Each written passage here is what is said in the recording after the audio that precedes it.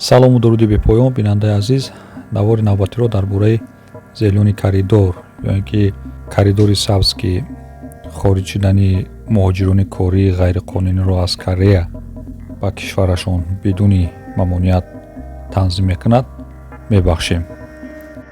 мувофиқи эълони вазорати адлияи ҷумҳурии Корея аз 11 сентябр то 31 декабри соли ҷорӣ, яъне соли 2023, яъне давраи махсус барои хориҷиёне ки дар ҷумҳурии Корея ғайриқонунӣ бе ягон асоси қонунӣ кор ва фаъолият мекунанд ва бо хоҳиши худашон ҷумҳурии Кореяро тарк мекунанд, роҳандозӣ шудааст.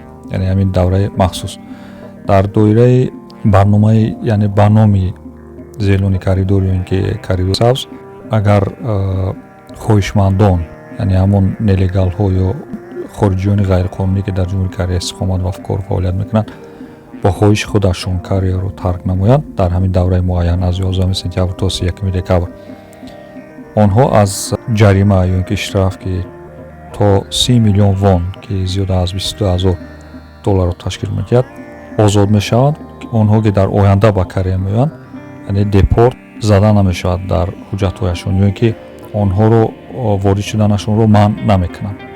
лекин гуфта мешавад дар ин эълон ё эъломия ки коридори сабз ба онҳое ки ғайриқонунӣ вориди Корея шудаанд ва кору фаъолият карда истодаанд ва ба онҳое ки ҳуҷҷатҳояшон қалбакӣ ҳаст ва бо ин нафароне ки ҷиноӣ ҳастанд, яъне дахл надорад.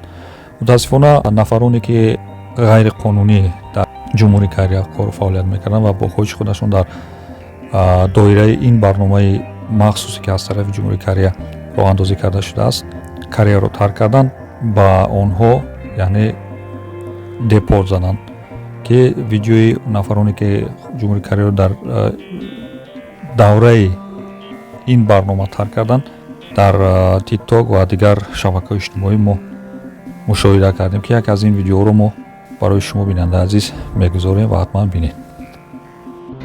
Ассаляму алейкум всем. Смотрите, вот наш паспорт. Вот, короче, вот. Вот мы уезжаем по программе «Зеленый коридор». И вот, смотрите, сегодняшнее число 6,8, 22 октября 2023 года. Вот через иммиграшку, по программе «Зеленый коридор».